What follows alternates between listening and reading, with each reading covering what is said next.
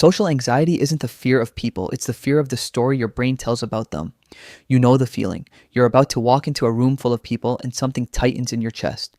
You rehearse what you're going to say. You worry about how you're coming across. You leave the conversation replaying everything you said, every pause, every word that landed wrong, long after everyone else has forgotten it happened. That's not weakness. That's not a personality flaw. That's a nervous system doing exactly what it was designed to do. Scan for threat, prepare for judgment, protect you from rejection. The problem is that it was designed for a world where social rejection meant being cast out of the tribe. Not for a networking event, not for a first date, not for a conversation with someone you just met. The hacks in this video don't eliminate that feeling. Nothing does. And anything that promises otherwise is lying to you. What they do is change your relationship to it. They give you something to do with the anxiety instead of being controlled by it, and that shift from control to in control is the whole game. Here's what most people miss. Social anxiety isn't about other people. It's about prediction. Your brain is running a constant simulation. How will this go? How will they react? What happens if it goes wrong? And it's catastrophizing the results before anything has actually happened. The anxiety you feel isn't a response to reality. It's a response to a story your brain is telling about reality. And stories can be interrupted. That's what these hacks do. They interrupt the story at different points. Before it starts, while it's running, after it's already taken hold. Some are cognitive, some are physical, some are behavioral. All of them work, not because they're magic, but because they're based on how the nervous system actually functions. Hack 1. Name it to tame it. The moment you feel anxiety rising, before a conversation, walking into a room, or picking up the phone, say it out loud or in your head. I'm anxious right now. Not, I'm going to embarrass myself. Not, this is going to go badly. Just a neutral observation, I'm anxious. UCLA neuroscientist Matthew Lieberman found that labeling an emotional state reduces activity in the amygdala, the brain's threat detection center, and increases activity in the prefrontal cortex, the part responsible for rational thought. Naming the feeling literally shifts which part of your brain is in charge. You're not suppressing the anxiety, you're stepping one level above it, and from that level, you can act. Hack 2. Reframe arousal as excitement. Your heart is beating fast, your palms are slightly damp, your breath is shorter than usual. That's anxiety, or it's excitement. Physiologically, they're identical. The only difference is the story you attach to the sensations. Harvard researcher Alison Wood Brooks found that people who reframe pre-performance anxiety as excitement, simply by saying, I'm excited, instead of, I'm nervous, performed significantly better on public speaking tasks, negotiations, and social interactions than those who tried to calm down. Hack 3. Shrink the task. Your brain says you need to go to this party, talk to strangers, make a good impression, be interesting, and not say anything stupid for the entire night. No wonder it panics. That's not a task. That's a gauntlet. Social anxiety thrives on scale. The hack is deliberate minimization. Before any social situation that triggers anxiety, shrink the goal to its smallest possible version. Not the whole party. One conversation, not the whole presentation. The opening line, not the entire date. The first 10 minutes. Anxiety feeds on the distance between where you are and where you have to be. Close that distance and the anxiety has nothing to feed on. Hack 4. Use the 2-second commitment. You're standing there. Someone next to you takes a sip of their drink. You think, should I say something? 2 seconds pass, then 3, and the moment is gone. Not because you couldn't think of anything, but because your brain had just enough time to build a case against trying. Most social anxiety doesn't happen in the middle of conversations. It happens in the moment before them. The fix is a rule. If you're going to do it, you commit in 2 seconds and move. Not after you've found the perfect thing to say. Not after you've assessed the risk. 2 seconds and you go. The anxiety doesn't disappear. You just don't give it time to build a case. Acting before the prefrontal cortex can construct an objection bypasses the hesitation loop entirely. 2 seconds is enough.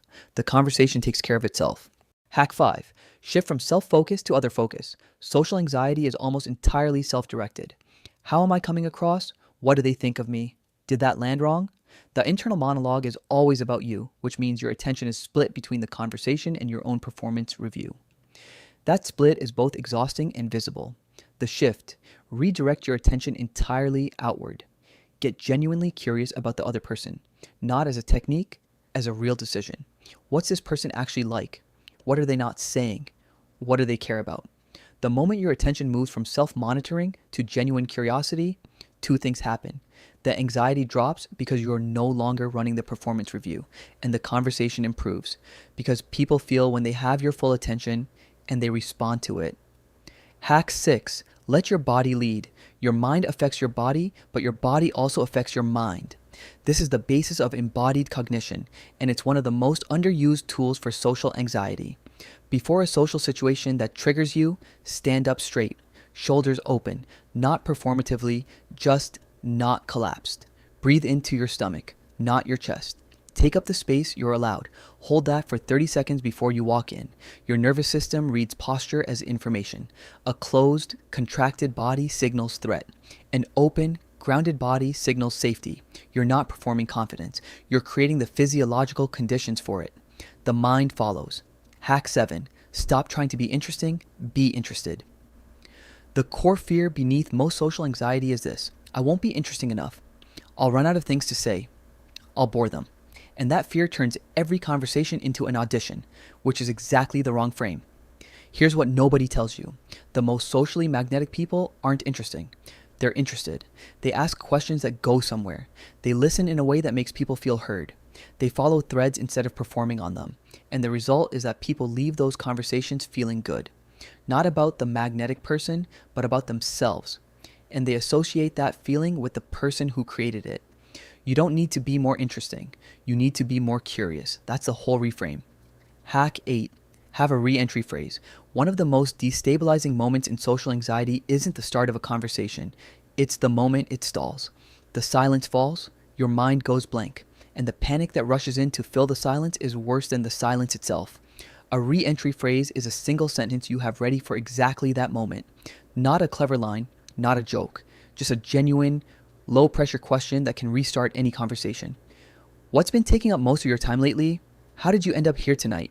What are you working on right now? The specific phrase matters less than having one, because when the silence hits and your mind goes blank, reaching for something prepared takes a fraction of the cognitive load of generating something new. And that fraction is the difference between recovering and spiraling. Hack 9. Process after, not during.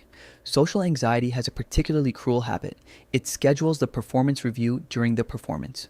You're in the middle of a conversation and you're simultaneously evaluating how it's going, cataloging what you said wrong, predicting how it will end. That split attention is both the cause and the amplifier of the anxiety. The hack is a strict rule. No reviewing until it's over. During the conversation, you're only allowed to be in it. Whatever happened in the last 10 seconds is gone. You can't change it. What's happening now is all that exists. After, when you're home, when you're alone, you can review. But by then, you'll usually find that most of what felt catastrophic in the moment was invisible to everyone else. The audience for your worst moments is almost always an audience of one. Hack 10. Normalize the feeling, not the avoidance. This is the last one and the most important. Every other hack on this list helps you manage anxiety in the moment. This one changes the long-term trajectory. Most people deal with social anxiety by avoiding the situations that trigger it, cancel the plans, skip the event, find a reason not to go. And in the short term, the relief is real. The anxiety drops the moment you decide not to go. But every avoidance teaches your nervous system the same lesson. That situation was genuinely dangerous. I was right to be afraid. And the next time, the threshold is lower. The avoidance gets easier to justify. The world gets smaller. The alternative isn't to force yourself into overwhelming situations. It's to choose consistently to feel the anxiety and go anyway. Not because it will disappear. It won't, not at first. But because every time you go anyway, you teach your nervous system something different. I was afraid. I went. Nothing catastrophic happened. And gradually, the prediction changes. The anxiety doesn't vanish, it just stops being the deciding vote. Stanford psychologist Kelly McGonigal reframes this entirely. The stress response is not your enemy. It's your body mobilizing resources to meet a challenge.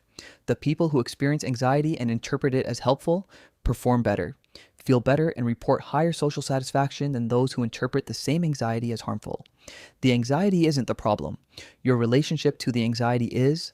Here's what ties all 10 together. Social anxiety isn't a character trait. It isn't who you are. It's a pattern, a set of predictions your nervous system makes about social situations based on what it's learned to expect. And patterns can be interrupted. Predictions can be updated. Not all at once. Not permanently after one video, but consistently with specific tools, in specific moments, one conversation at a time.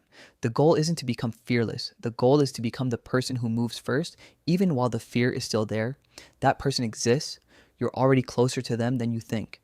If this landed, the next video goes into why some people seem completely unbothered in social situations and what they're actually doing differently.